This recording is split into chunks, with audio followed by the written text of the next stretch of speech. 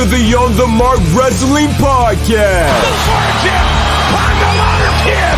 Make yourself famous! A podcast covering all things WWE. I have now returned to save the WWE. NXT. The beautiful part of NXT is that when one dream ends, another dream begins. And AEW. Holy wrestling. I couldn't be more happy. Here are your hosts, Kyle Gagliardi and Jim Tucker.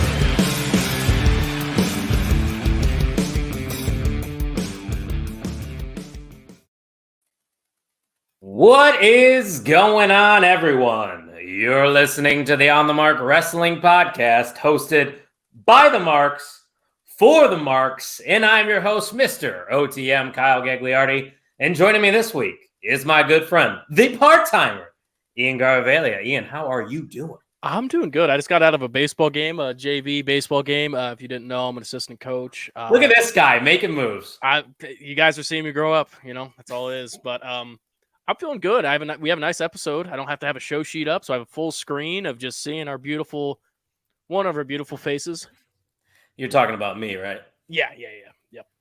But, older and wiser and better looking, all that good stuff. Right, yeah, no. But yeah, I'm excited to answer whatever the questions are. I've only read just a few of them, just to kind of give a little heads up. That's good. I want to get the real reactions from me. So right. I don't want it to be like spoiler heavy where we're seeing every comment that people have given back to us. Because if you didn't get the news, we're doing the OTM mailbag once again. We've done it before in the past. We kind of do it when there's a little downtime. The news isn't too heavy right now in professional wrestling. Not any big pay-per-views coming up. So we reached out on socials. We asked for you guys to give us some comments, some questions. And we're going to answer all of those comments and questions. But Ian, we didn't come alone. Would you like to introduce our special guest for the evening? You have seen him before. We have worked with him before. It is Jeremy the Ref Tillema. What's going on, Jeremy? Gentlemen, good evening. Nice to have you here. How you doing, my friend? Oh, I'm thirsty. What is in the cup? I asked you before the show. Now that we're live and people can see it, what is in the cup? A little of this, little of that. I call it happy juice. It's happy juice. That's fair. Ian's got his happy juice. I believe you got a Voodoo Ranger there, correct? I do have a Voodoo Ranger, yeah. Oh, yeah. And me? Going with water. I got to be up early in the morning, so I'm taking it easy. Robbie Collins in the chat already. The 1/3 of the current trio's MVMs. He said time for questions to be answered. Hope you guys are well. Pat's in the house. He said he's hyped, and he's thirsty just like Jeremy here. And Ian alluded to it just a minute ago, Jeremy. We got the opportunity to kind of work alongside you at Warrior Wrestling the other weekend. You want to tell the listeners a little bit about your experience with these two clowns up here? Yeah, I don't know about all of that. I didn't see any clown noses that night, thank God. Frank the Clown was elsewhere. But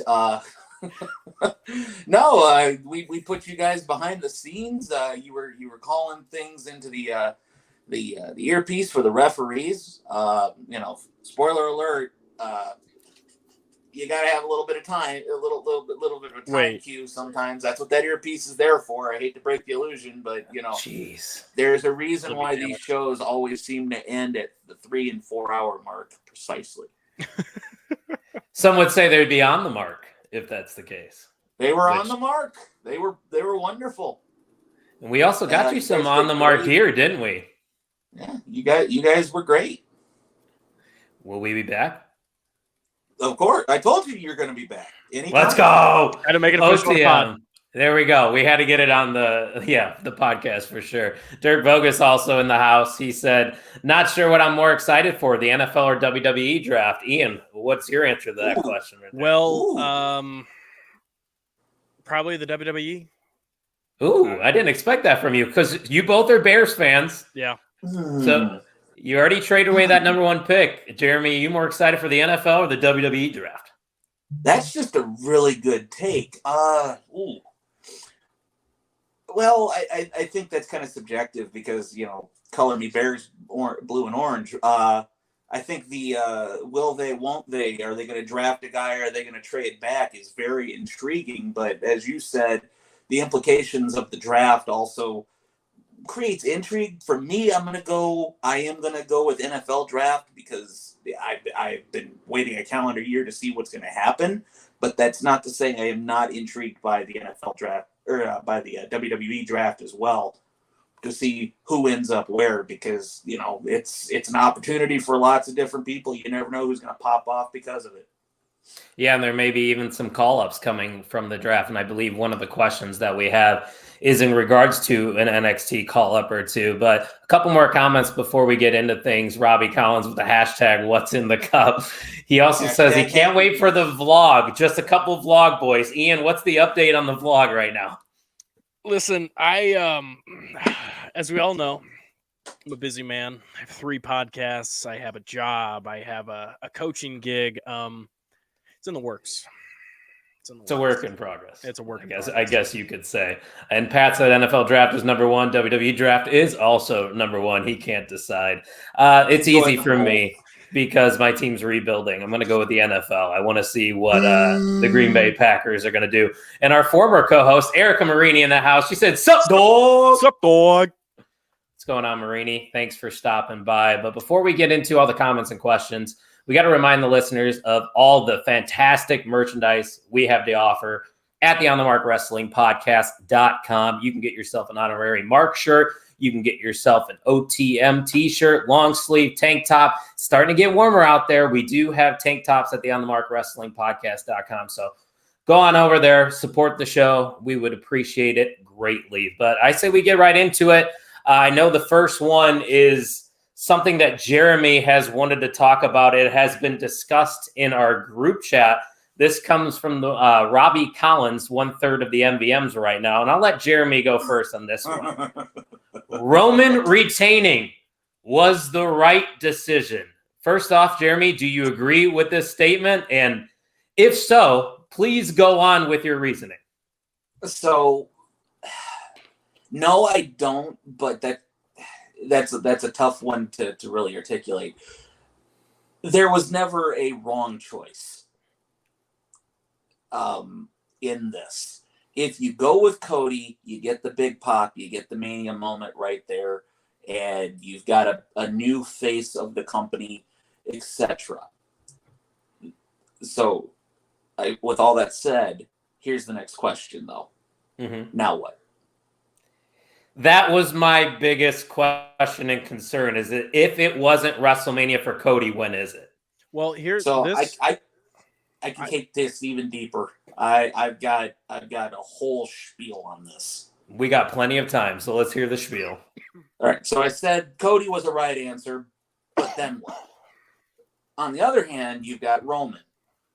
Roman's also the right answer. Why is he the right answer? Because he's been the right answer for 3+ years.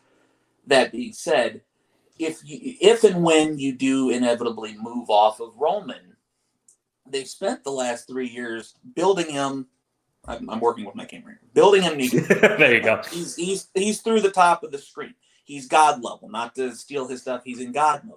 So if you're going to topple him, because he is a villain, he is Thanos. He is the greatest Marvel villain that Marvel never produced, in my opinion. So if you've got a villain that's way up here, you've got to have a hero that's going to rival the villain's accomplishments. So Cody just came back into the picture last year. He went off into the wilderness for 6 years, and he started a company, then he came back. He came back and he had 2 matches, and he tore his pec. And he's been gone for 9 months. Yes, coming back from an injury is huge. Lots of people come back from an injury and they never get a title shot. Cody comes back and he wins the Rumble. Great. He earns that title shot. What is more compelling than Cody winning? Cody losing. Why? The struggle. Because now he has to crawl through every square inch of hell. So you call Dusty Rhodes back into that hard times. It's literally a modern day telling of the 12 labors of Hercules. He had to go through all of this to be let back in and forgiven for the crime he committed. Same thing with Cody. They started with Brock. He's got to go through Brock. Maybe he goes back to Roman. All right, I went through Brock. I want a title match. Roman. I beat Brock how many times on pay-per-view? Get out of my face, etc. Rinse, lather, repeat. Right.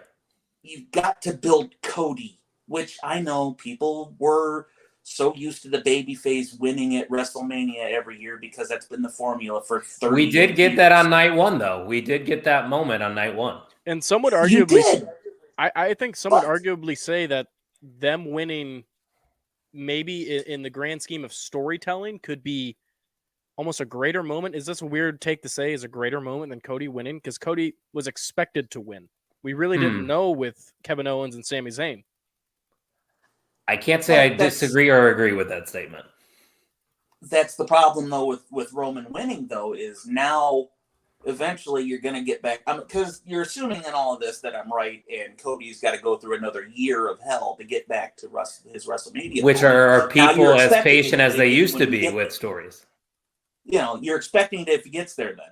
If what I say is true and he does get back to it, and next year it is Roman versus Cody again. Now you're expecting Cody to win because he went through all that work. Right. So now you're kind of stuck there too. Yeah, I think the way you worded it, and I'm going to pull up Robbie's comment since he's the one that brought up that statement. You were 6 words in and you already overruled his statement is what he's saying, that there was never a wrong decision. However, Robbie just thought that Cody should have won that feud that quickly, regardless of the Mania crowd. Ian, I'll go to you with this statement from Robbie Collins. Would you agree with it? Or are you kind of along the same lines as Jeremy here, as it was kind of a win-win situation regardless? I genuinely don't know, because I mean, it's the thing. Okay, say this was at a SummerSlam and this was going to be built up to WrestleMania. Obviously that would make more sense for Cody to lose and then build back up to WrestleMania. Yes, but it's just that year that it just. Does it make the moment bigger having to wait? Maybe it's at SummerSlam. That's when he wins it. But does it have to be at a Mania for Cody to win the title? I don't think it has to be. Because the original thought right when Roman retained that title, me, Vogus, and Tucker there at WrestleMania, we look at each other and we go, so SummerSlam? Like that was my first thought. I was like, why don't we just make it in Detroit? Right. So the moment when Roman retained, I literally kind of just said he didn't just do that to Cody. He did that to every single person in that building and watching around the world. Oh, you don't know how many people bought Cody merch at WrestleMania too. Pulling the carpet out from underneath you. But to what Robbie said, I've always kind of held this notion when he said that Cody should have just won right there. I've always felt that the money is in the chase. It's not the capture that people enjoy the most. It's the road to the capture. Case in point. Look at the biggest babyface star that this world has ever seen. And no, I'm not talking about the brother. I'm talking about Stone Cold Steve Austin. That man never held a title longer than 4 or 5 months. But the 7-8 month chase that he had to go through the corporation, through The Rock, through The Undertaker, Triple H, etc., to get to the title is what got people to that point. The money is in the chase. I don't believe that a babyface prior to Roman Reigns should ever have a title longer than 5 months. The villain should have it more. Yeah, I agree with that statement. And going off of what Robbie was saying, I don't know if I necessarily agree completely, because I think what's bigger than WrestleMania 39 for Cody Rhodes to win that title, but I'm willing to wait and see this story play out because, like you said, with the chase and everything, that is where the money is made. And maybe that moment is at WrestleMania 40 in Philadelphia. Maybe. But I just don't know if people are – a lot of wrestling fans nowadays are fickle, not patient, and will get tired of it very quickly. That's the only thing I'm worried about. But if you make a great story out of it, which this story has been great, nothing in the Bloodline story has disappointed, then I think we're going to be okay. So with that being said, I think it's going to be okay. Now that we're here 3 weeks or whatever since he lost at WrestleMania, I think we're going to be all right. But let's go to a few comments because we got a lot more questions and comments to get to. Pat said, I will die on that hill, stating that Cody losing sucks, but Roman winning was right. They still have a story to tell. It is not finished. Ryan Bogus clanging and banging at the gym. He said, have a good show, gentlemen. Thanks for stopping by, Ryan. King. More from Pat. The moment Cody wins will be a bigger event. There's no way he wins other than at SummerSlam or Mania. They are the biggest events of the year. So you said something and that triggered something in my head. What is next year? 40. They always do something big on the 10s. So, and then what are we now going into away from Cody with Roman? We're starting to explore the bloodline civil war. Mm-hmm. So you've got that going on for the better part of the year. Then you get back to Cody. Now Roman goes right back in, but this time he doesn't have the full bloodline. Right. It's a different story, and it's a different scenery around Roman Reigns if they do prolong it to next year's WrestleMania. But time will tell. We got some stories to tell for sure, but let's get to some more comments here. This one from our friend Jonesy. He asked, how would you book Bray Wyatt if he were to return? Obviously, Ian, Bray Wyatt's most recent return hasn't been stellar. Don't know what's going on for the reasoning that he is not on TV currently. But if he does come back, do you have any ideas or things that you would like to see out of Bray Wyatt to maybe make him more interesting to you?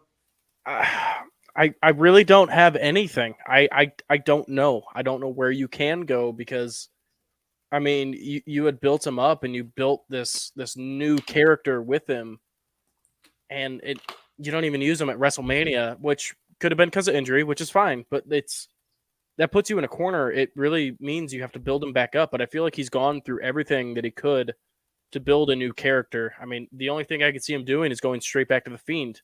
Get rid of the faction storytelling and just go to the Fiend and kind of wipe all the Uncle Howdy stuff that has been going on, because we really it's hard to tell. Let's go. Pat says I would have Bray Wyatt wrestle more. That just made me laugh right there. I like that. Jeremy, I'll let you go before me because I do have an idea of how I would potentially book Bray Wyatt. Do you have anything in your mind? I'll take it a step further. He doesn't want to do it. He said it, but you almost have to go back to the cult leader and the Wyatt family. You can bring Alexa with you, and you can have Cousin Bo come in, and it's not what it was, but it's closer to what people remember. It's kind of the same issue Undertaker had when American Badass had run its course. Sometimes people just want what brought you to the dance. And I understand his emotional reasoning for wanting to stay away from that because with Mr. Huber, but you can still bring in Rowan. You can still bring in Cousin Bo, as I said, or Brother Bo, however they want to verbalize it. And then you've got Alexa, and you've got a good faction there. And you know, that's kind of the direction I would go, because letting him have, I don't know if he has carte blanche, but letting him have as much creative freedom as he has had has not really led to what I would call a huge success. Right. So that's kind of the direction I would go. But as Ian said, though, if he's not wanting to do a group, I think that the Fiend character kind of would be a natural fallback. Yeah, Pat's saying, we are in the faction era, so he thinks Wyatt in a faction would be great. And I was sort of along those lines too, but the only issue I had with this new Bray Wyatt that we saw recently was the mission statement of his character was kind of all over the place. Like, we didn't know exactly what his intentions were. We got the teasing of the Wyatt Six. I want that to become a thing. So when he comes back, I think he should come with the Wyatt Six. You said Alexa. I love Alexa in there. It's a natural fit. They have ties in the past. But I think potentially you could start bringing guys from NXT. And I brought this up months ago. But what if Schism, guys like Joe Gacy, comes up to the main roster? He has that kind of eerie, creepy vibe going on in NXT. I don't know the status of the grizzled young veterans. I don't know their names now because I'm not really interested in what they're doing in NXT. But if you bring those guys up, it gives them a purpose. And it gives Bray a purpose because he's, once again, that leader that he has always been. So I don't think he needs to do it solo. I think he needs help alongside of him. The Uncle Howdy stuff's weird. I don't think we need to do it. Maybe Cousin Bo, like you said, is the winning formula right there. But and like Erica said, that blackout match was probably the final nail in the coffin for this new Bray Wyatt. It's hard to disagree. Gimmick matches. Yeah. Robbie Collins saying wouldn't happen right away, obviously, because the guy is champion in another company, but I'd love to see Joe Hendry from Impact Wrestling with Bray Wyatt. The stuff they could do would be class. I don't know anything about Joe Hendry, so I can't really comment on that. Do you guys know anything about Joe? Not I. I like that. Do you? So you know Joe? I'll leave it at that. I like that. Okay. Robbie also said the last we've seen of Uncle Howdy, he missed a jump onto someone. Longer he stays away, the better. And Pat says, you mean the Mountain Dew blackout match? Yeah, you can't forget that. Pitch Black, Mountain Dew, all the sponsors right there. This goes off of kind of this question a little bit, and this comes from Ryan Matthews of the Pigskin Project. I'll go first here. He just made a statement. Bray Wyatt didn't need to come back. I would agree with that statement, but Bray Wyatt wanted to come back. He has more to give to the business. He didn't need to come back, but he wanted to, and a lot of the fans wanted him. So that's my take. That last thing you just said right there is the fans wanted him to come back. That's why he needed to come back. The fact where we're at now, maybe you could say, oh, maybe he probably shouldn't have come back. He needed to come back. I mean, it's the story that they had told. I mean, I don't think we understand how long it's been since he had returned and shown signs of returning. Remember the QR codes over the COVID era. What was the payoff of the White Rabbit stuff, too? Like, they did nothing with that. I'm sure it would have been explained in the Uncle Howdy stuff, but I feel like the storyline got derailed and they are reshuffling the deck, and we're never going to know. That's why I think it was just based off of injury. Because, I mean, this was that's why I'm not trying to throw any shade on what had been told in the story, because we never really got the payoff storytelling wise. Wrestling wise, we got LA Knight. That's yeah. But I won't judge on his return and his run until if he comes back. I mean, if his injury or if it is an injury, that's another thing, Ian, going off what you're saying. If it's an injury, we don't know exactly what's happening with Bray Wyatt. And it's not really our business to know what's going on. We just know he's not on TV right now. So I hope he does make a return soon, but we got other comments and questions to get to. This comment specifically is directed towards me because only one of us was at WrestleMania 39. SCW Steve asked, what was your experience going to watch WrestleMania live compared to watching other live shows? Did it feel different or more special? And I think the answer you probably expected is the answer you're going to get. It definitely felt more special, whether that be just the vibe outside of the stadium. There was just an unreal hype going on, all the chants. And of course, you get chants all the time when you go to Raw and SmackDown, the woos and all that good stuff. But it's a different energy. It's a big fight feel for every single match when you're at WrestleMania. The stage that they put together for WrestleMania 39 was one of my favorite stage designs that they ever did. And that's another thing that makes it more special than the Hell in the Cell, than the Extreme Rules that you go to, because they're just using the LED screen back there. They're not doing extra stuff like they used to in the early 2010s. So yes, it definitely felt different and more special. I've been to all the big shows, SummerSlam, Royal Rumble, WrestleMania, Survivor Series, you name it, I've been there. It's close to other big pay-per-views, but it's just that next step, and it's a different vibe. Jeremy, I believe you've attended a WrestleMania, haven't you? I have not. I've worked. You haven't. Week. I worked WrestleMania week. I've not physically gone to WrestleMania.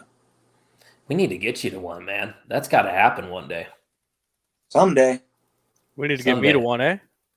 Well, wait, we're getting Ian to a SummerSlam, Jeremy. We just purchased SummerSlam tickets. Very nice. Up there in good old Detroit. We'll be there in the D. Hopefully there's some indies running that weekend. I would assume so, right? Do you know of any running yet? No, nothing. If you guys didn't know, Jeremy is the head referee for Warrior Wrestling and also works with Black Label Pro. He's been on the show before. You've seen him before. You'll probably see him again. But that's the question from Steve. We can move on here to Mikey Wilson. Ian, I'll let you go first on this one because it is about the WWE main event scene right now. He asks, when are we going to get a clean finish to a WWE main event match? We haven't had one in a long time. Obviously, you probably can't answer when, but what are your thoughts on the wonky finishes that they've been doing? Well, so this is one thing I've like kind of I actually hadn't read this question beforehand, but this is one thing I had noticed between AEW and WWE. AEW really focuses on let's get a good match with really no stipulations and get a clean finish. But the thing is, what does AEW struggle with? It's feuds. It's long-term storytelling.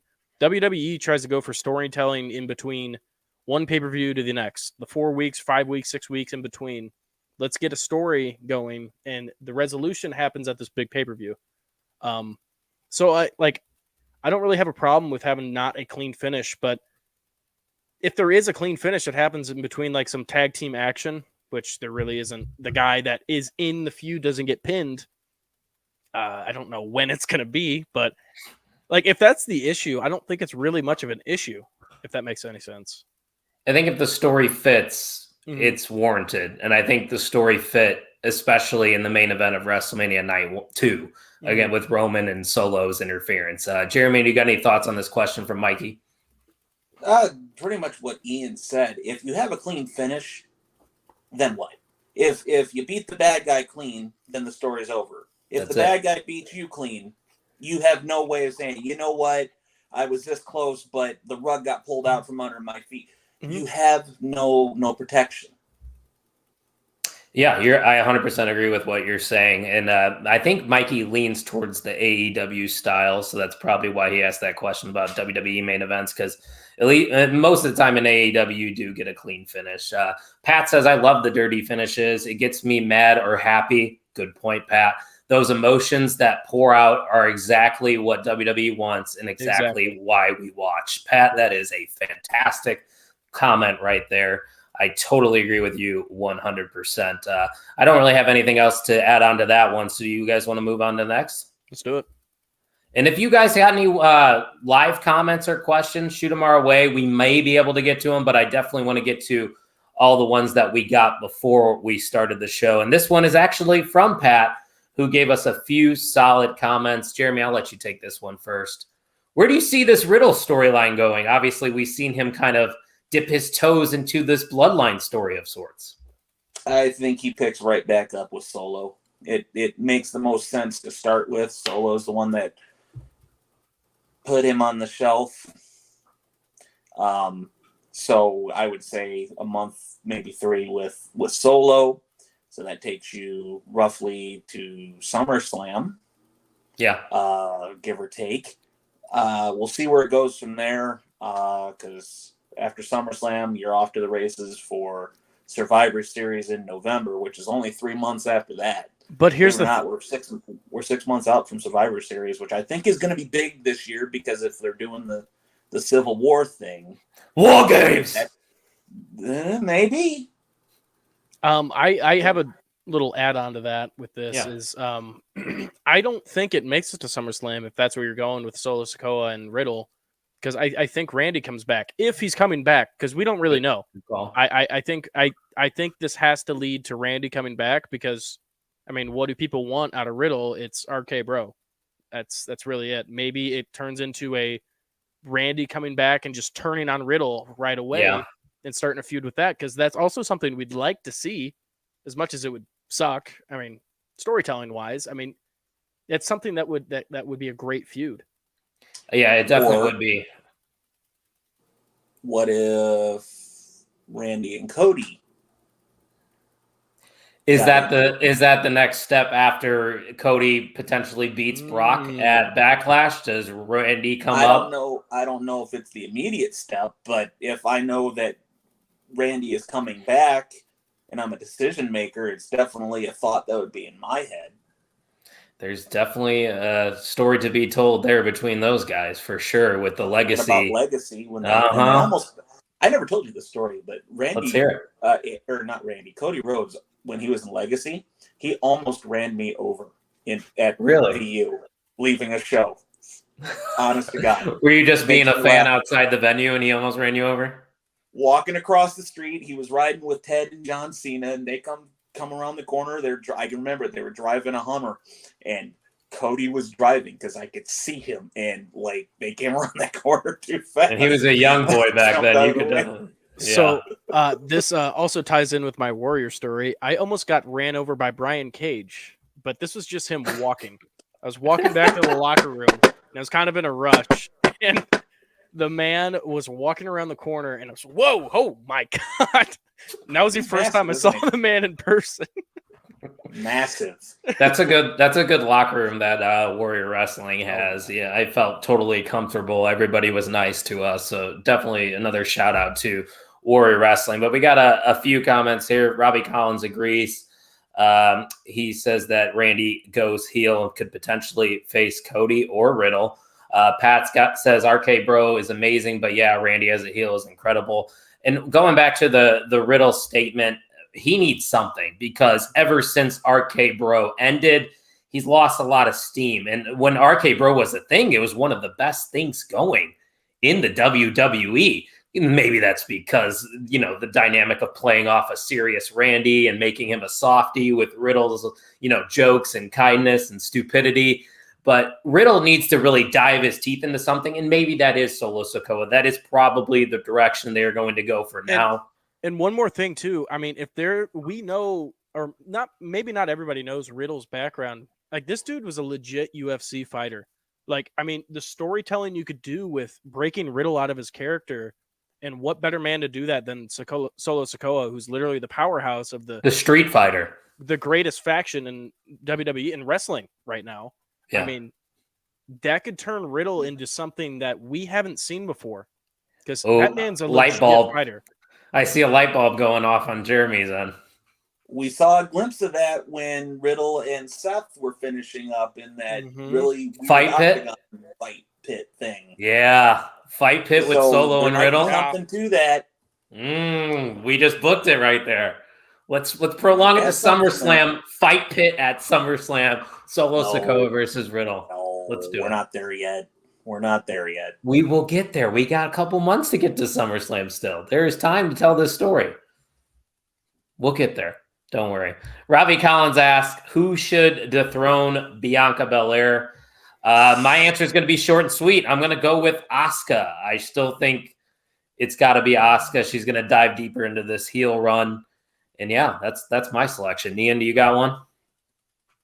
I'm gonna stray away from your answer because I think that is correct, but I think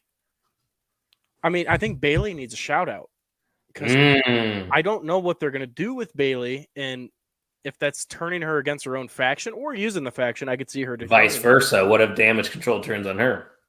Also true. But I do think it's I'd say let's revisit that question post draft. We might have a clear field of play. Yep. Maybe it's somebody that's not even on Raw or SmackDown yet. Who knows? But yeah, I say Asuka. I do like the Bayley shout though, just because Bayley's going through her own hard times right now. We got a live comment here. We got some time. Robbie Collins in the chat. Let's show some love. He does have a question for Jeremy. If you guys have some time, we do have some time for you, Robbie. He says, I'm looking to become a referee.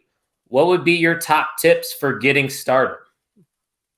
Do something else. I'm kidding. That's just the standby answer. Anytime anybody does this and they get that answer, you have to say, do something else.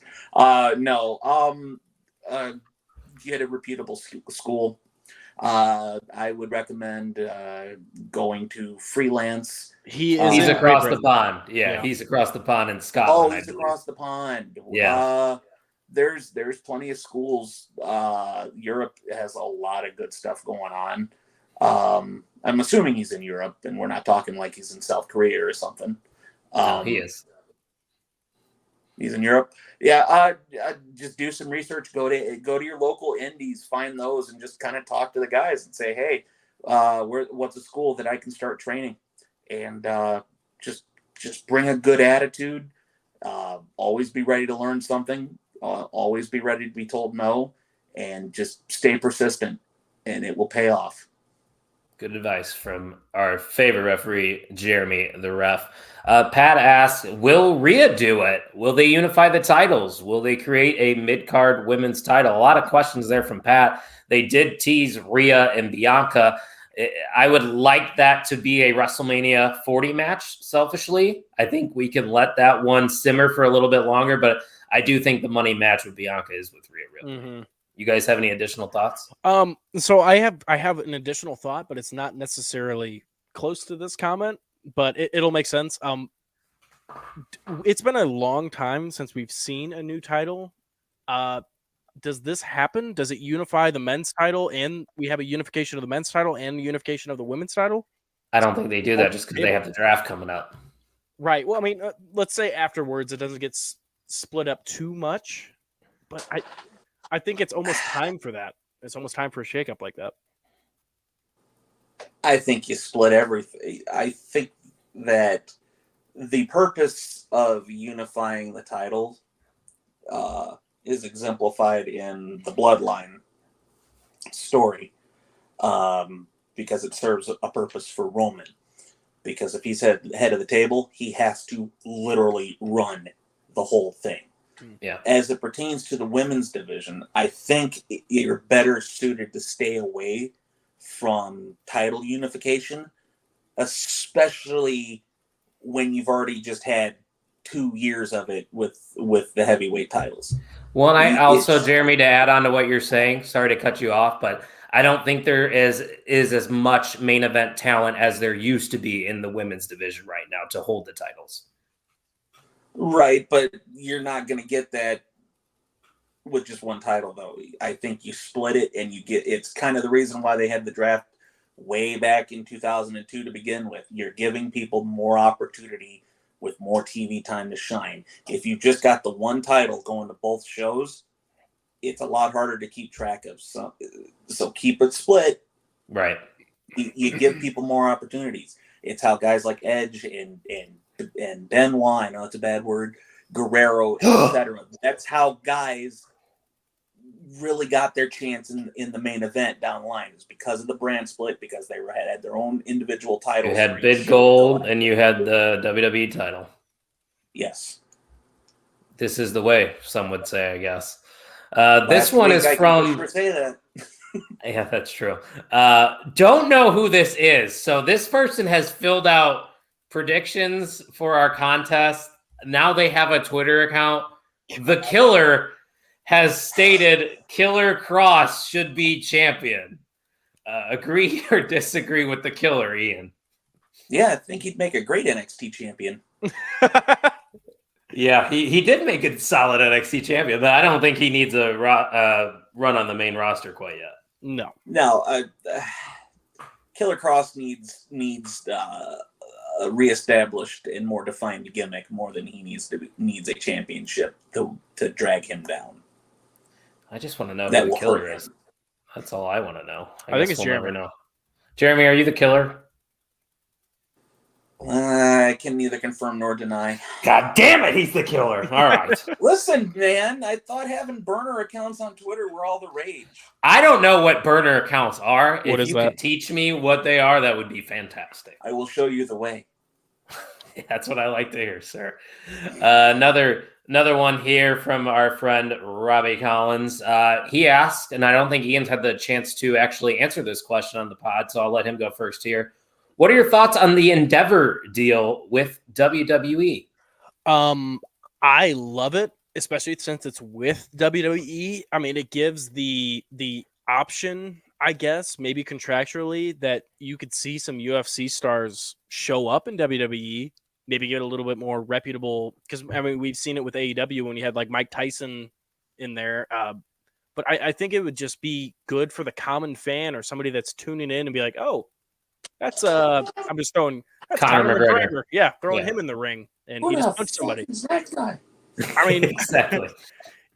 I love it, but also, and as a fan too, if that's brought together in some sort of package where it's not Peacock just giving you WWE, it's paying a monthly subscription, maybe like $5 extra for UFC fights plus WWE, and merging those together. I love the idea because I want to see more UFC, but it's so expensive. I'm not paying for a pay-per-view.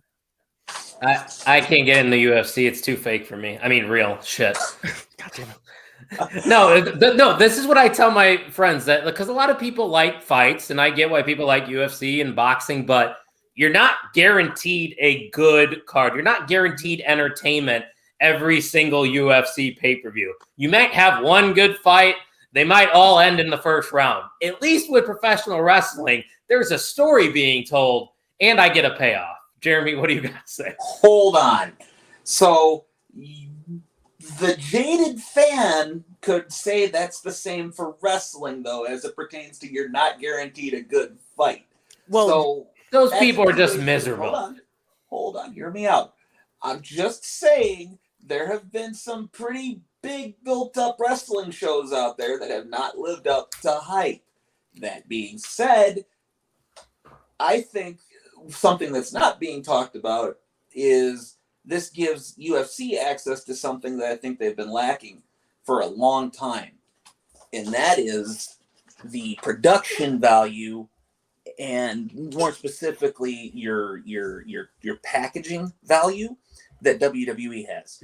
Because for the common fan that is not a diehard UFC fan, they can see just an absolute just barn burner of a fight. Two guys just standing there throwing bombs into the fight, 30 seconds of just absolute just violence. And then they're like, oh yeah, that's an awesome fight. I would love to see those guys fight again. And then a week later, you don't even remember their names. Right. And UFC does not do a great job, in my opinion, of putting together those video packages to remind you and keep you up to date with what's going on. UFC can have that now because technically WWE is in-house. Same production, basically. Bingo. And like Pat says, the WWE knows how to cut a promo. They know how to sell a match. That could definitely help probably UFC fights for sure. I don't know what their plan is right now when it comes to pay-per-views and stuff, but like Ian said, I do see a scenario where they could combine the two and merge them. And like you said too, Ian, seeing those big stars from the UFC show up in WWE from time to time, maybe work a celebrity match here and there. I think it'd be beneficial for both. And the good news is too, Vince only has 18% share in Endeavor. So he really can't make as many decisions as people really think he can. So that's another positive out of this. Jeremy, let's keep it quick here. Your overall thoughts on this deal with UFC and WWE kind of coming together. I think it just brings more value to both companies. It puts more money on the table for everybody. Specifically the Booker and me. I can't wait to see Becky Lynch mop the floor with Conor McGregor. Now that's a match we've been waiting to see right there. Book it. Mikey Wilson coming in once again with a question. I'll go to Ian first because he's a big AEW fan. He asked, what match will we see in Vegas between the Elite and the Blackpool Combat Club? What match stipulation do you think we'll see between these two guys? So we talked beforehand, and you brought up the idea of an elimination style match where it's similar to Survivor Series. Similar to Survivor Series. And after hearing that, I think that's the best way of going with it because we don't really see any stipulation matches between trios. So maybe it's something new, or maybe it's something that's just like a no rules match, but another ladder match. But I'm not sure. There's no titles in this, so put them in a pit. What if the Blackpool Combat Club says you just come into an octagon or no ropes? What's that indie show that they do every WrestleMania? Bloodsport, right? Bloodsport. What if they do a Bloodsport style match? That could be something. Well, Jeremy, that is something. John Moxley is very closely related to a Bloodsport match, so that is something that could happen. Just popped in my head. Jeremy, what's your match stipulation you got? Well, since you said Moxley, I'm going to say what I said earlier. It's going to be a first blood match. Let's go! We bleed for the BCC here in OTM, brother. My fake blood's in the bathroom right now, so I can't get it right now. But wait, that being said, that tells you who's going over. Right. Yeah, no, I think that could be a potential match style right there, the Bloodsport style, especially if the Blackpool Combat Club is the one to call out the Elite. But regardless, I think their feud is pretty solid so far. Pat says, I hope WWE doesn't go back to a pay-per-view price. I love the PLE on Peacock. It's a great deal, an actual steal, really. And I do. I do agree. Paying for Peacock and getting all the other stuff with the WWE too, it's definitely worth the price. So if we go back to pay-per-views, you're going to be coughing up $60 again. So that would stink. I don't disagree, but the problem is we're still not used to this concept that WWE is no longer WWE anymore. They are not their own entity anymore. They now have somebody not named Vince McMahon at the very top of the totem pole that is making the decisions over, that can literally say, just walk in and say, hey, we're charging $99 just like boxing or UFC. They don't care about what was, they care about what is and will be. So like, while yes, I agree, it's great to pay, whatever, what's the Peacock now? $5.99, $9.99, whatever. Yeah, with ads about that. Yeah. Fire Stick. I don't pay for anything anyway, but but the point is, they got a bottom line they got to meet that is more important to them than just simply what the WWE and wrestling fans want. So that is the new world we're going to have to sort of get used to, the new world order, if you will, that we're going to have to get used to in terms of what we. Shout out Kev, shout out Scott. Too sweet. But we're going to have to start getting used to reminding ourselves that the WWE, that experience that we're used to, may not necessarily be around for much longer. Yeah. Because somebody else is now technically in charge. It'll be interesting to see the changes that are made in the upcoming years, because I'm sure it's going to be a gradual process. It's not just going to change overnight or at the WWE draft. But we still got a lot of comments and questions to get to, so let's move on here to Jonesy once again. He asked, do you think Vince being back will bring the reoccurring start and stop storylines? Examples he had was Bray Wyatt with the White Rabbit and Retribution. Well, first off, Jonesy, I'm not sure Vince is actually in charge. I think he was just in charge for that Raw after WrestleMania because he was in town. But if he were to be, I mean, yeah, that's probably what Vince does all the time. So I would say yes. But Jeremy, you got anything to add to this question right here? I think wait and see.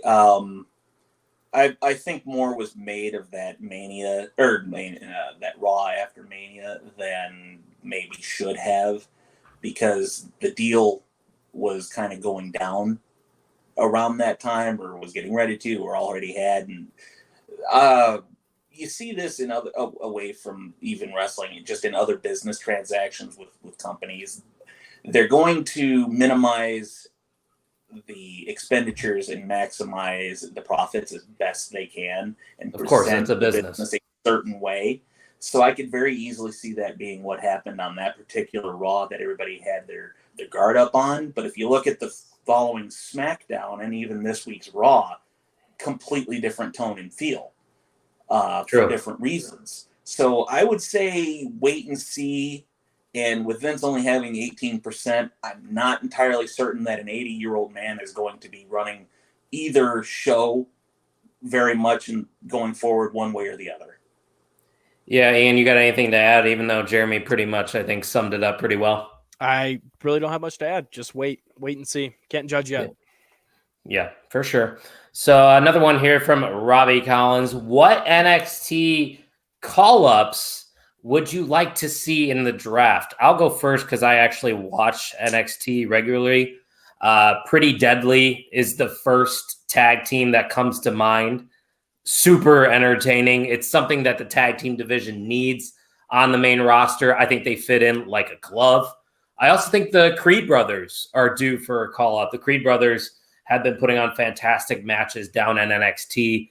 But if you go to the solo stars, you have Braun Breaker, who's obvious, just lost his NXT title, but now he's kind of doing some heelish things down there.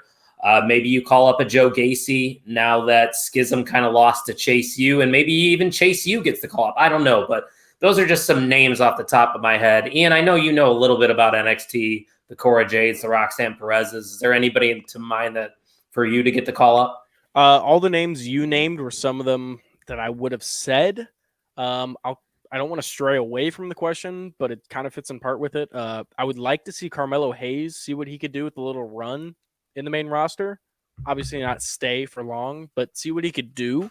As champion, you're saying? Like bring As it with champion. the NXT? They've done Yep. that before, so it's not Yep. crazy to think. Yep. Represent Okay. a little bit.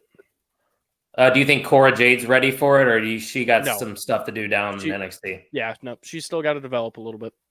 Okay. Jeremy, anybody come to mind? NXT call-ups in the draft? Mainly two that you mentioned being pretty deadly. Going back, Yes, boy.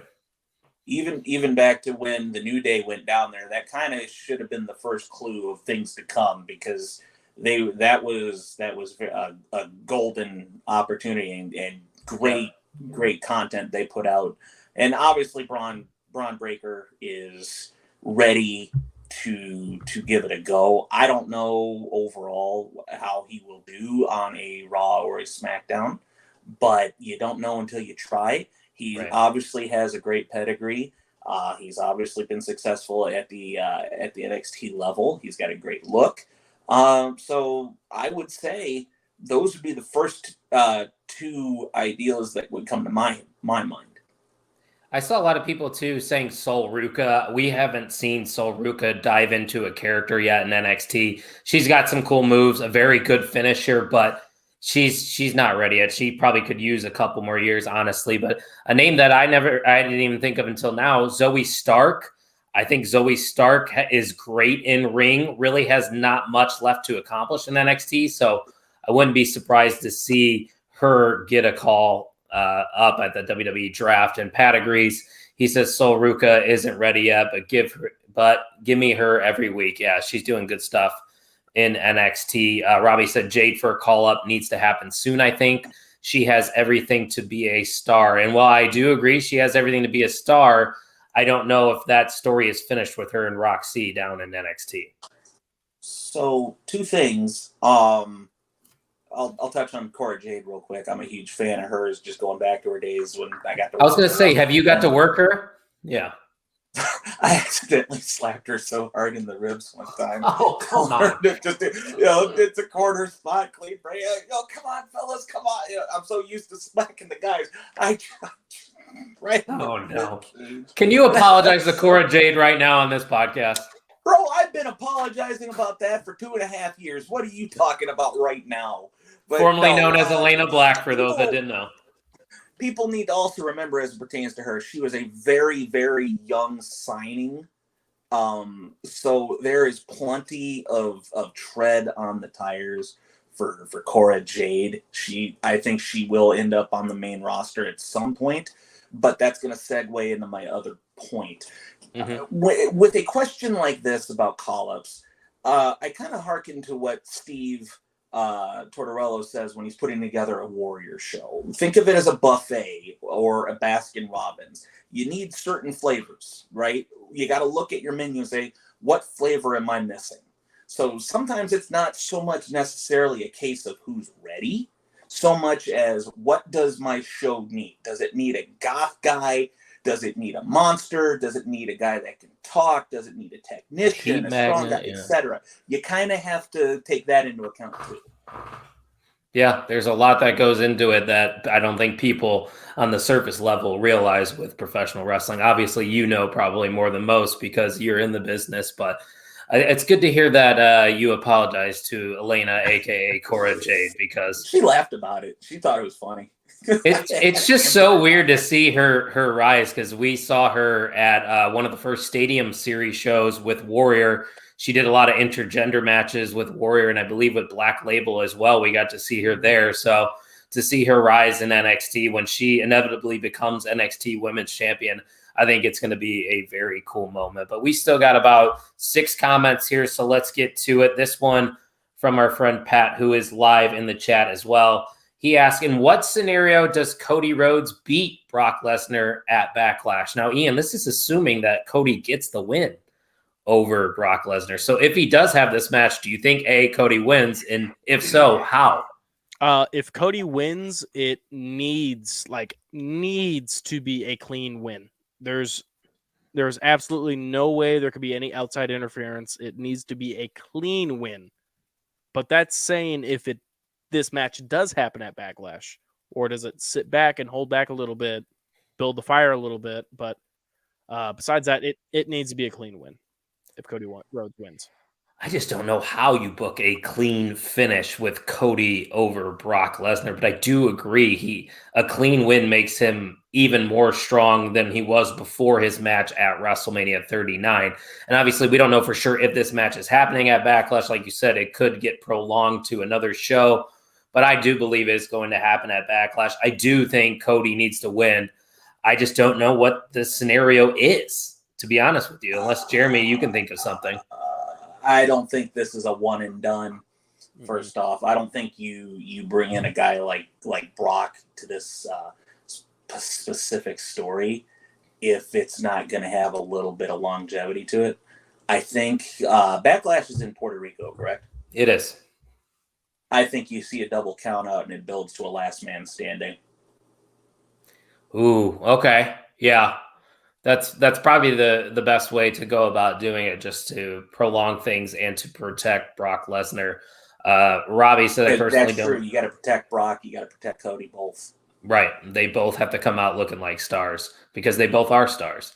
Robbie says, I personally don't see any scenario that Cody wouldn't beat Brock, although I don't know how they do it. I think Jeremy's idea might be the best, but if you guys that are watching live right now have a better idea for Cody going over Brock, we would definitely love to hear it. We got an interesting comment here from our former co-host, Erica Marini. She texted me these individually. She didn't want to put them on social media. She wants us to name one man and one woman that have never been world champion that should be champion soon. I'm going to go with the layup here because I didn't really think about it. Gunther for the men. I think Gunther as a world champion is money. And for world champion on the women's side of things, give me Roxanne Perez in a surprise call-up. That's my selection. Probably two layups of an answer, but I could have gone with somebody that maybe has been around that hasn't got a fair shot, but I didn't. But yeah, those are my answers. Ian, what about you? For men, okay. Again, might be a hot take. Apollo Crews. Where is this man at? Because every time I see him, he puts on bangers. I absolutely love his character. I absolutely love the matches he puts on. Why has he not been given a shot? He's in NXT. Maybe he is. Mm-hmm. Okay, fair enough. Hey, NXT World Champion is a thing. That is in the title. That is true. So I will give you Apollo Crews. I'll give you that one. I love Apollo Crews. As for the women, that hasn't been a world champion. I don't know. It's tough because a lot of them have already been that correct. Are major. Yeah. They like to pass the women's champion around. Another one I would say is Chelsea Green, just because I like her character. I like Chelsea Green. So, Jeremy, you got anything in mind here for this question from Erica? Help me. Was Shayna Baszler champion? Not on the main roster. Ooh. Then I would go with Shayna Baszler for the women, just because I think she is very, very solid and really hasn't been given really an opportunity to show off the personality that I think would make her a star. For the men, I'm going to keep circling back to the damn storyline. Main event Jay. Yeah, I've said for a while, if you're not going to go Cody, this bloodline story started with Roman and Jay. What if it finished with Roman and Jay? Yeah, that's a good answer. Jey Uso might be the best answer you can give. I'm surprised we haven't got a comment from Ryan Vogus saying Baron Corbin, because he's a big Corbin guy, which Corbin can work. Corbin's a good worker. Corbin, baby. Vogus went the AEW route. This is a great shout, too. He said Jade Cargill. If we were going AEW, I'd maybe say Ty Conti. We haven't seen her much on TV, but I think there's something there for her.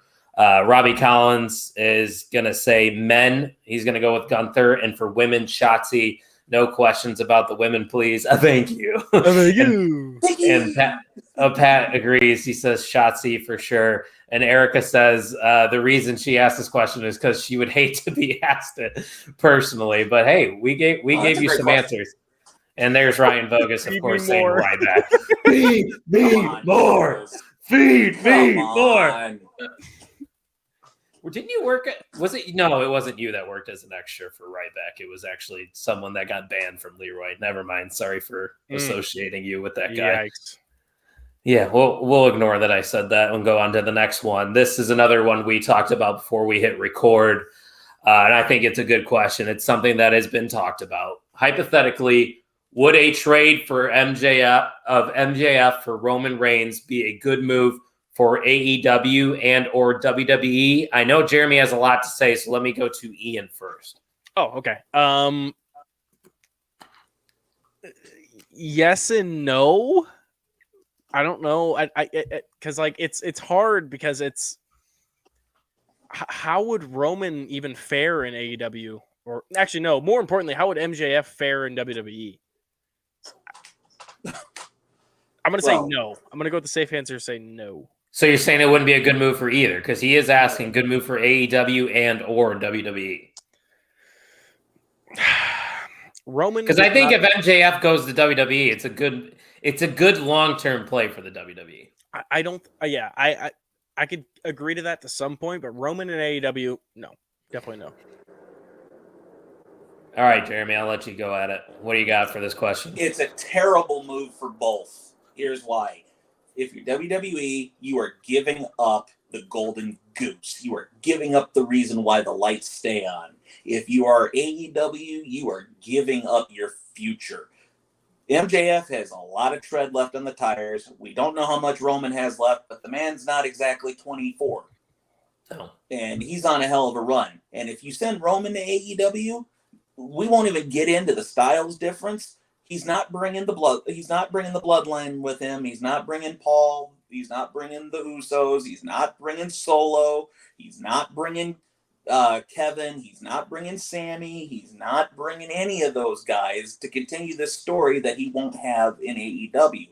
MJF would do absolutely fine in WWE. Yeah. If he is willing to put up with restrictions being on him.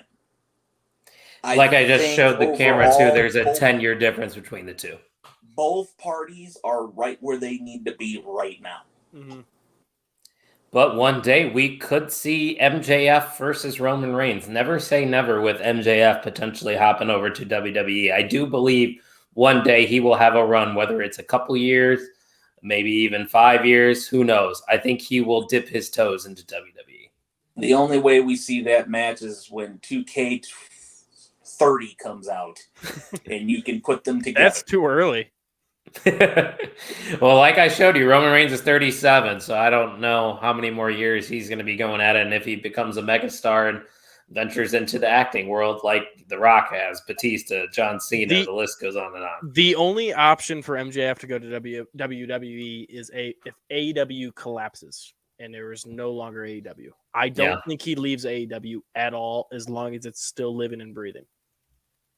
Never say never, my friend. Every time his contract comes up, there needs to just be a signature on the bottom and a blank spot where the total is. Mm-hmm. You hold on to MJF like your life depended on it. Yep.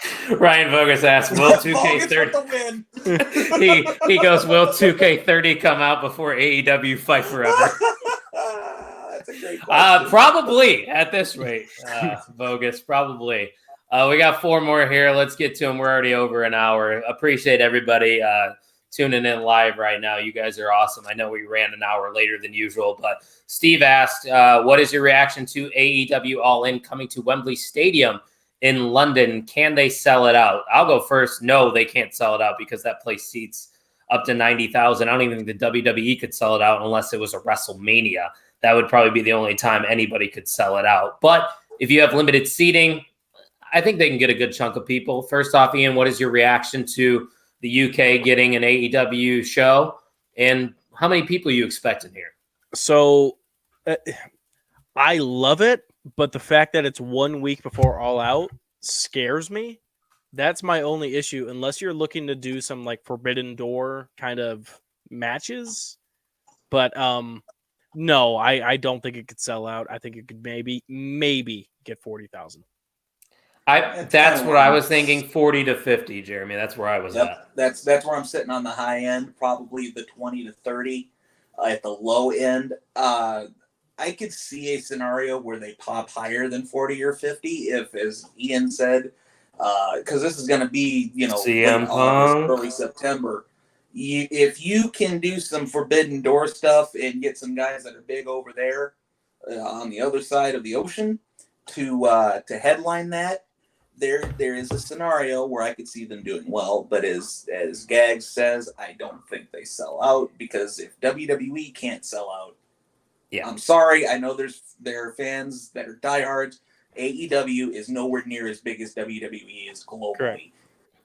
And as hot a market as Europe is, you have to look at this realistically. AEW can do well. This is a good thing for them regardless of how you cut this. They're not selling out Wembley. No way. But I think if they get CM Punk on the books in a match, maybe the feuds with the Elite, I think they can get to about 40 to 50K. Yeah. Ryan Vogus doesn't think they will top 40K. Well, so okay. Time will tell. So here's my question is, say you do end up getting a CM Punk and like an FTR combination against the Elite. Mm-hmm. Do you use that overseas to a new venue to try to sell it out, or do you wait that week and go to All Out? I think you can find a way where you do it at All In and at All Out. I think there's a finish. Yeah, there's a finish at All In that is not conclusive. Let's do it again with a different stipulation in Chicago at All Out.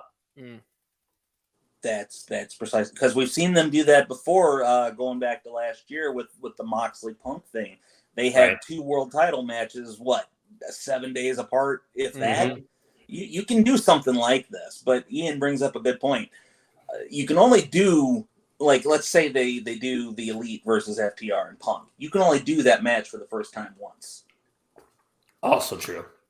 And that's what puts the butts in seats, though, I think, if this were to be happening at Wembley Stadium. But I think that's great for them. Like you said, I think it's a win-win for AEW. You get a new audience out there, grow the brand a little bit. And I'm sure they'll have a very good show. I'm sure they're going to stack it up to be a pretty good one. So Robbie agrees, though. He said absolutely no chance WWE or AEW could sell out Wembley. It will be a massive show. I am determined to get to this one. That would be awesome, Robbie. If you do go, please share your pictures of your seats and tell us about your experience. We need a Robbie Collins vlog. Robbie Collins representing OTM at AEW All In, and then we will take care of it at All Out. Well, we have sent Robbie shirts. Trust me, Robbie's got shirts all the way across the pond. We are worldwide. A few more here. Wait, we got one more comment before I get to the actual comments that were left before the show.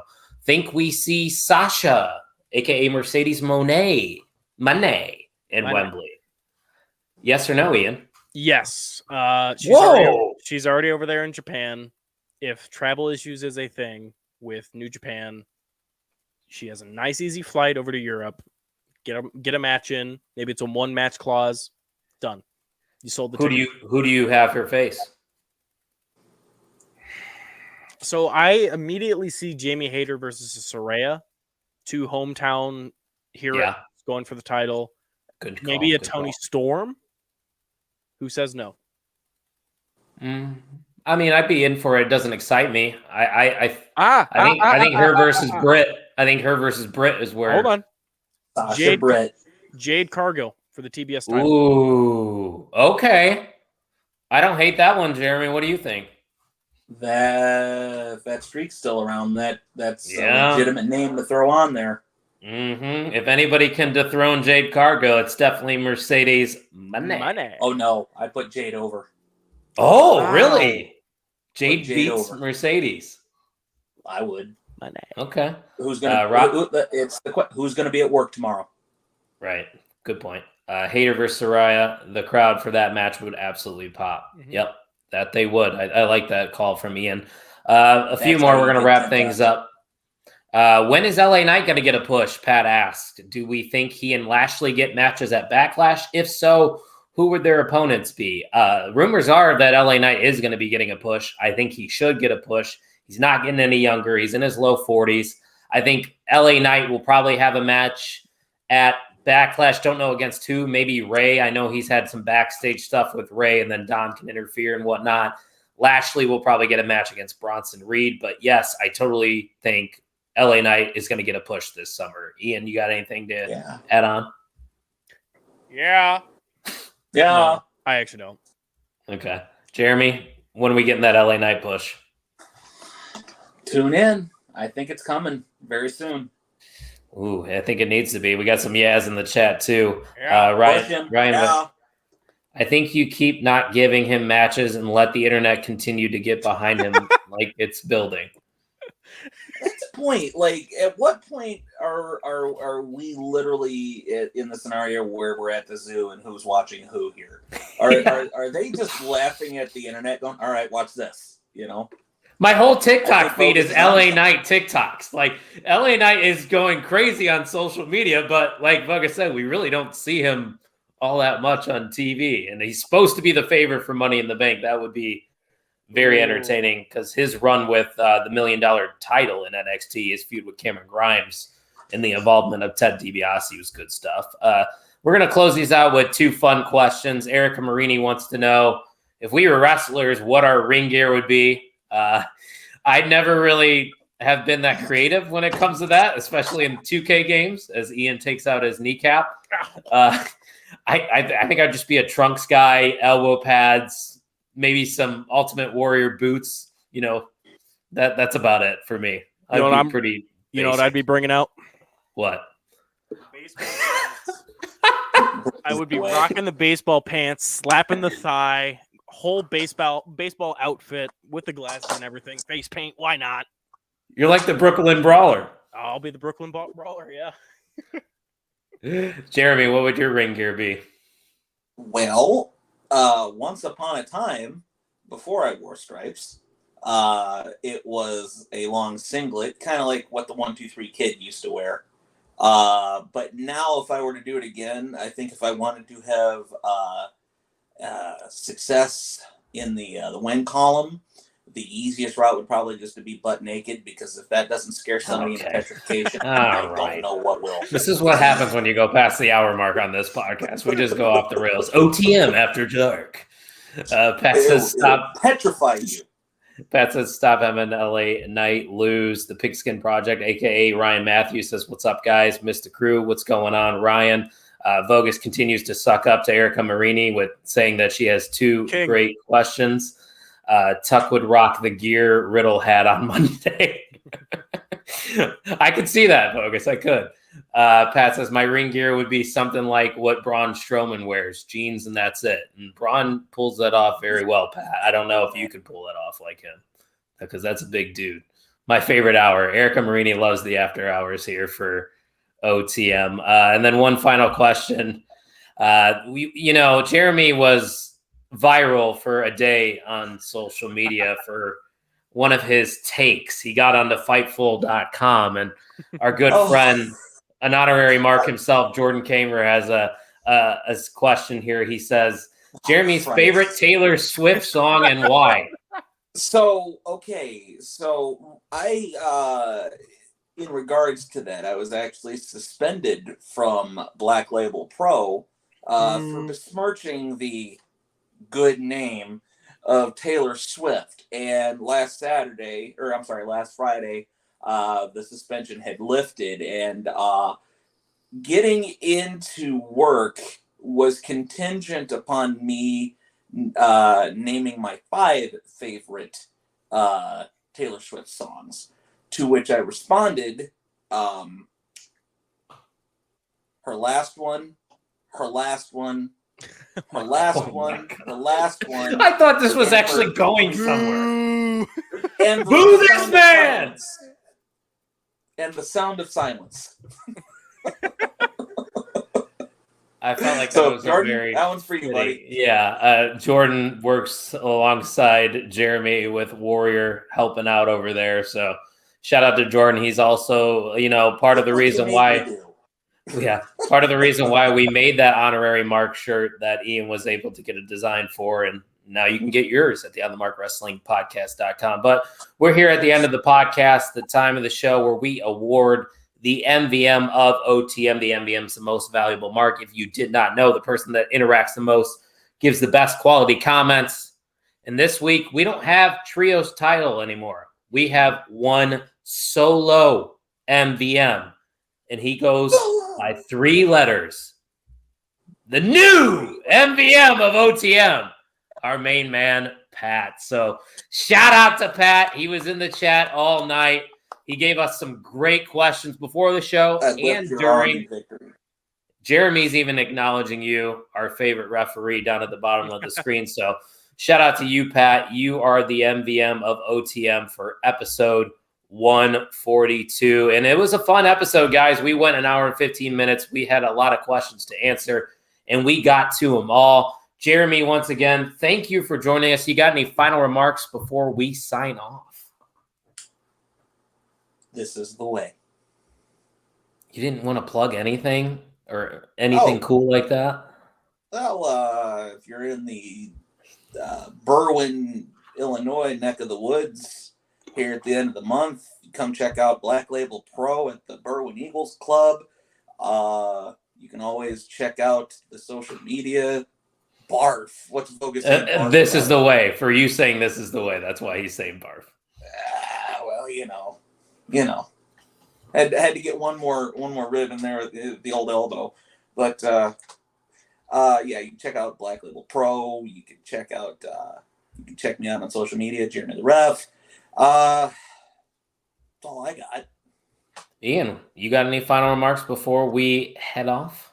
Well, as I usually say when I'm a proud part-timer on the OTM podcast is, man, I think that was an amazing show. I think we could have done less. I don't think we could have done less. It was a great show. I'm glad everyone was here. Glad for the questions as well, the live questions. And glad for Jeremy Tillema for joining us. We're just happy to be here. 3 Marks talking wrestling, answering your questions and comments. I love the OTM mailbag. It's the best way to interact with all of our people that listen and watch the show every single week. You are greatly appreciated. All 10 of you that were consistently watching live, thank you very much. But I think that's all we got from guys. So let's sign off with thank you for listening to the On the Mark Wrestling podcast.